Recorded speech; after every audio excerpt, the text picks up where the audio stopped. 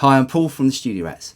This is part of a series where I'm explaining the effects inside the Boss Katana. Now, I've had quite a few requests from people asking me to explain the parametric EQ that's built into the Boss Katana. So that's what I'm going to do in this video, but I'm going to do it in a slightly different way, as I'm going to use a more visual EQ to try and explain all the different controls. So what I'm going to do first of all, I'm going to go into one of my DAWs and I'm going to record a guitar part. So let's do that first.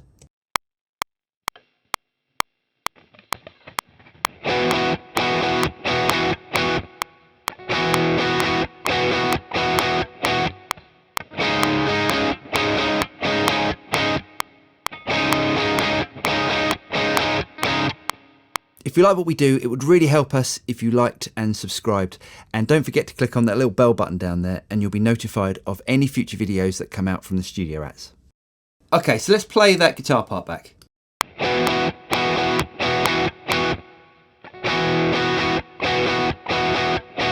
Okay, what I'm going to do is to bring up an EQ. So I'm going to use this plugin, which is called FabFilter Pro Q2, to demonstrate the EQ and how it works. And then we're going to do the same thing with the Boss Katana. So let's go back to the Boss Katana first, and let's have a look at all the different controls. The Boss Katana Parametric EQ comes with 4 different bands. We've got the low frequencies, we've got the low mid frequencies, we've got the high mid frequencies, and we've got the high frequencies.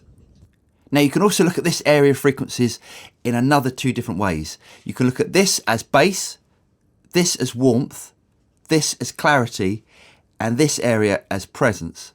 Now, if you're finding problem frequencies, you might want to look at these areas as this area being rumble, this area being mud or boxy frequencies, this area of frequencies being harsh frequencies, and this area being fizz.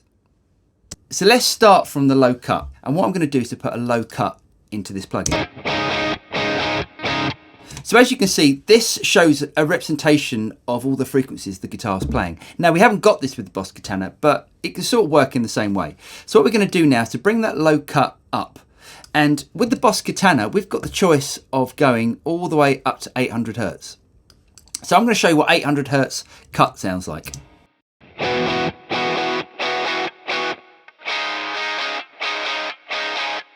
So as you can hear, it's taken off all of the bottom end. Now, with a guitar signal, we don't want to do that unless we're looking for a specific sort of special effect. So let's just bring the low cut back to where the guitar starts to lose a bit of bottom end.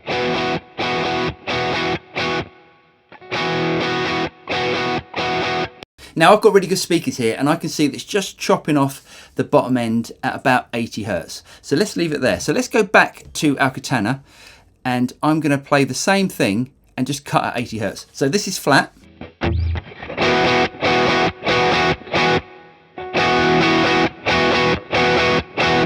Now let's cut at 80 Hertz. So all that's done is just to remove all of the sub frequencies from the guitar, the stuff we don't need because that's covered in a band situation by a bass and by the kick drum. So we've removed that. Now let's do the opposite. Let's have a look at high cut. So again, I'm just going to put a node in here and I'm going to bring the high cut back.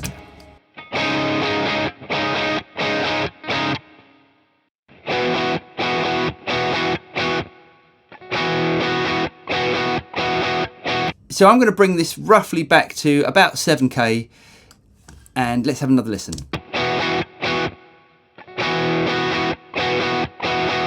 Okay, let's put the plug-in bypass and bring it in. So as you can hear now, it's really tightened up the guitar sound. So let's do the same in the Katana. So let's bring the high cut back to 6.3 kilohertz, that'll be fine. Okay, now I'm going to take the EQ out, you can hear the difference. And bring it in. Right, now with this high cut, we've lost a tiny bit of the nice part of the high end. So what I can do now, I can give that a bit of a boost here, and I can show you what that looks like by doing this. So let's go back to the Katana app and do the same thing. Let's take it back first of all.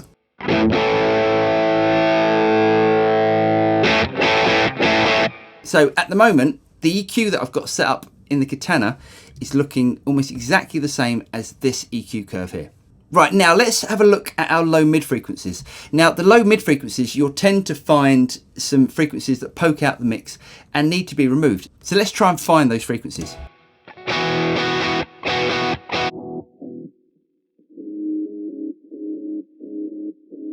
So as you can hear there, about 317 hertz, there's a problem frequency. Let's have another listen. So what I'm going to do here is to cut. Now, we have this thing called Q, and if I move the Q, you'll see it broaden or sharpen the EQ curve. So what I'm going to do here is go back to the Katana, and now we've got exactly the same thing. We know that that cuts about 317 hertz. Let's just bring that up to 315, because that's the closest we can get to it. Now let's turn the Q up like we did before, and let's boost the gain. So again, you can hear that problem frequency. So what I'm going to do is just to dip that back by about 5 dB. Actually, let's do it by 4. Now, the next frequency here, the next band of frequencies here is your high mids. Right, it's exactly the same controls as the low mid controls, but it's dealing with the high mid frequencies.